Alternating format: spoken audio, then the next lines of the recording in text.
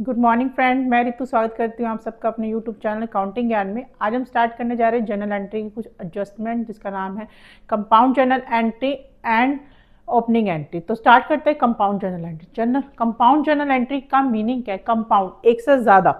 अगर कोई एक से ज़्यादा ट्रांजेक्शन हो रही है सेम डेट पर और रिलेट कर रही है एक पर्टिकुलर अकाउंट को, तो हम उसको कैसे करेंगे? With the help of compound journal entry. तो स्टार्ट करते हैं। जन compound journal entry, same date पर one or more transaction relating to one particular, एक से ज्यादा ट्रांजेक्शन हो रही है और सेम डेट पे हो रही है और किसी पर्टिकुलर अकाउंट को वो रिलेट कर रही है, तो वो क्या, इसको कैसे कर सकते हैं? With the help of compound journal entry. जैसे कि एग्जांपल है हमारे पास, हमने पेमेंट करी है कैश में, सैलरी की, वेजेस की, एडवर्टाइजमेंट की। अगर हम नॉर्मल जर्नल एंट्री करें तो हम इसकी क्या जर्नल एंट्री करेंगे? Salary account debit to cash 25,000। और दूसरी हम क्या करेंगे? Wages account debit to cash 7,000। तीसरी क्या करेंगे हम? एडवर्टाइजमेंट अकाउंट डेबिट 5,000 रुपीज से टू कैश। अब यहाँ पे हमें कितनी ट्रांजेक्शन करनी पड़ी? 3 ट्रांजेक्शन। लेकिन अगर कोई ट्रांजेक्शन सेम डेट पे हो रही है और पर्टिकुलर अकाउंट से रिलेटेड, जैसे कैश से रिलेटेड है, ये भी कैश से रिलेटेड है, ये भी, तो हम उसको कैसे करेंगे? सारे एक्सपेंस या जो भी है, सैलरी अकाउंट डेबिट, और कौन क्या क्या खर्चे हो रहे हैं? Wages account debit, advertisement account debit,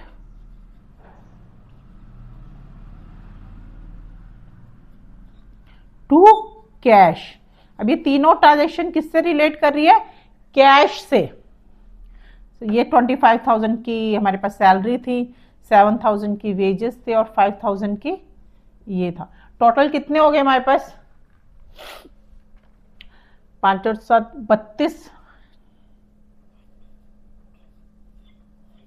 37,000 being expense paid in cash।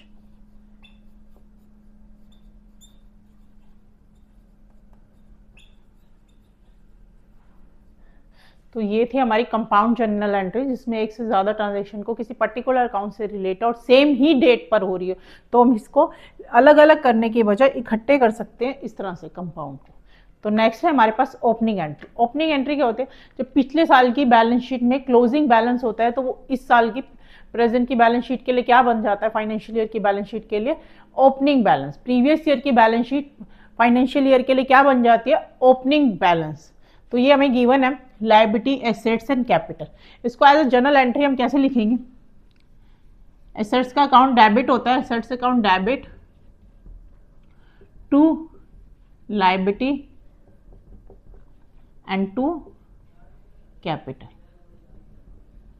Okay, ये हमारे पास 1,000 गिवन है, ये 800 और ये, हमें पता है कि बैलेंस शीट में हमेशा मैच होती है, डेबिट और क्रेडिट से हमेशा मैच होता है। अब सपोज किया यहाँ पे ना 300 होता, 200 की जगह 300 होता है यहाँ पे, तो यहाँ पे अब यहाँ पे ये साइड ज्यादा हो गई क्रेडिट, तो इसको क्या करेंगे? यहाँ पे बैलेंस इन फिगर क्या आएगा? गुडविल। बैलेंस इन फिगर क्या आएगा? गुडविल 100। अब ये गिवन है, अब ये सारा कुछ हमें गिवन होता, अगर हमें कैपिटल ही गिवन ना होती तो हम क्या करते? इसकी बैलेंस इन फिगर क्या आती? कैपिटल। क्रेडिट साइड की बैलेंस इन फिगर क्या आती? कैपिटल।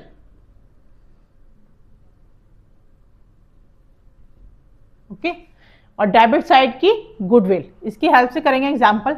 हमें ये गिवन है सबके ओपनिंग बैलेंस, तो लिखते हैं, देखते हैं कहाँ बैलेंस इन फिगर आएगी। Cash account debit 8,000, stock account debit 54,000, debtor account debit 47,000, machinery account debit 60,000, to creditor 20,000 to capital,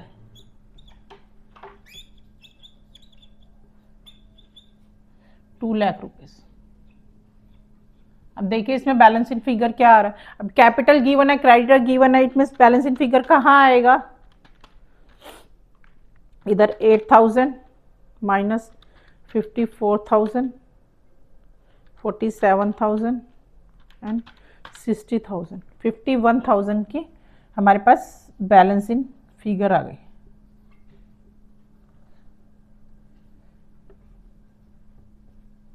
यानी कि क्या आई है, ये गुडविल।